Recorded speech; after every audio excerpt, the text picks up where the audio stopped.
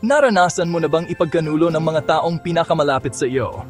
Itinapon sa hukay na walang kalalabasan para lang matuklasan na ito ang unang hakbang patungo sa iyong layunin.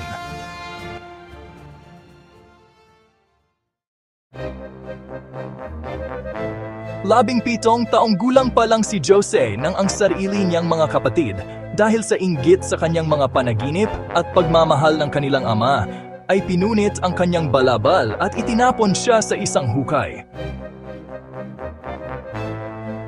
Narito na ang mga mangangarap, panunuyan nila.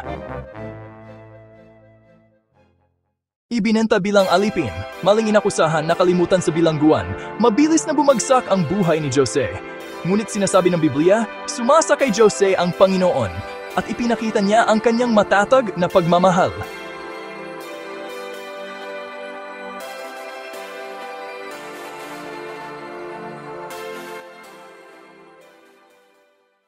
Nang magkaroon ng nakababahalang panaginip ang Faraon na walang sinuman sa buong Ehipto ang makapagpaliwanag o makaunawa, ang kanyang korte ay naiwan sa kalituhan at takot.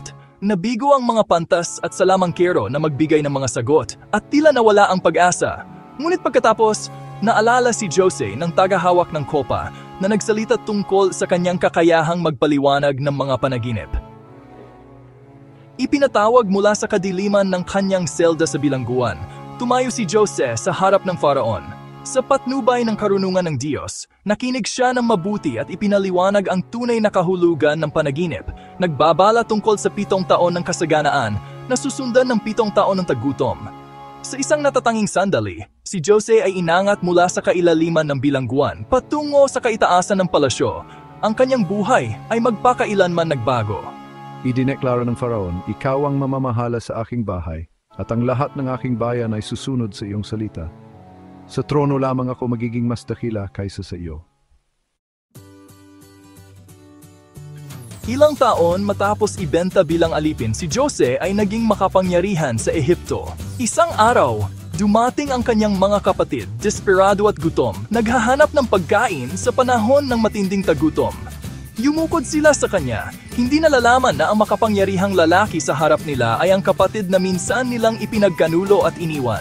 Ang puso ni Jose ay nahati sa pagitan ng sakit at pagpapatawad nang mapagtanto niya na ang kapalaran ng kanyang pamilya ay nasa kanyang mga kamay ngayon. Ang inyong masamang balak laban sa akin ay ginawa ng Diyos para sa ikabubuti upang iligtas sa maraming buhay kasama ang inyo sa panahong ito ng pangangailangan.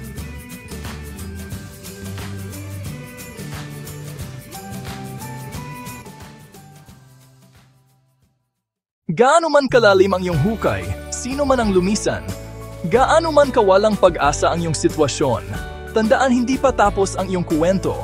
Kahit sa pinakamadilim na sandali, may pag-asa na naghihintay na mahayag. Kayang isulat ng Diyos ang isang kwento ng pagtubos na ginagawang tagumpay ang iyong mga pagkabigo at hagdanan ang iyong mga pakikibaka para sa isang bagay na mas dakila kaysa sa iyong naisip.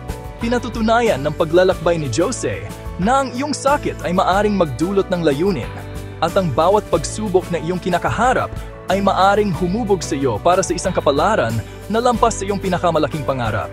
Kung patuloy kang magtitiwala sa mayakda, mananalig kahit hindi malinaw ang daan, alam na ang bawat kabanata ay bahagi ng isang mas malaking plano. Hindi pa tapos ang iyong kuwento. Posible ang pagtubos at maaring bumangon ang pag-asa mula sa abo tulad ng nangyari kay Jose.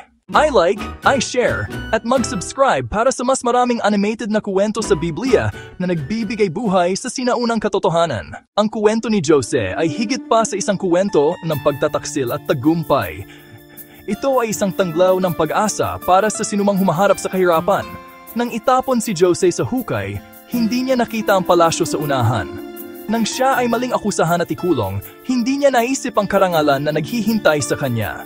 Gayunpaman, sa bawat pagsubok, pinanghawakan ni Jose ang kanyang pananampalataya at nagtiyaga, nagtitiwala sa hindi nakikitang plano ng Diyos. Ang kanyang paglalakbay ay nagpapaalala sa atin. Gaano man kadilim ang iyong kalagayan, ang pananampalataya at pagtitiyaga ay maaring gawing tagumpay ang mga pagsubok. Kahit na nakatago ang daan sa unahan, magtiwala na ang Diyos ay gumagawa sa likod ng mga eksena para sa iyong ikabubuti. Pinatutunayan ng buhay ni Jose na sa pananampalataya, pagtitiyaga, at matatag na pag-asa, kahit ang pinakamalalim na hukay ay maaring humantong sa pinakamaliwanag na palasyo. Kaya, kapag nahaharap ka sa sarili mong mga hamon, alalahanin ang pamana ni Jose. Manatili, patuloy na maniwala at magtiwala sa plano kahit na hindi mo nakikita ang daan. Salamat sa panonood. Manatiling inspirasyon at huwag kayanman mawala ng pananampalataya sa paglalakbay. Habang nagmumuni-muni tayo sa kahangahangang paglalakbay ni Jose mula sa hukay patungo sa palasyo, tapusin natin ito sa isang sandali ng panalangin. Amang nasa langit, salamat sa pagbabago ng aming sakit tungo sa layunin. Tulungan mo kaming magtiwala sa iyo sa bawat pagsubok, tulad ng ginawa ni Jose. Amen. Naway patuloy na magbigay inspirasyon ang kuwento ni Jose ng pag-asa, pananampalataya at pagtitiyaga sa iyong sariling buhay. Tandaan, hindi ka nag-iisa sa iyong paglalakbay. Pagpalain ka!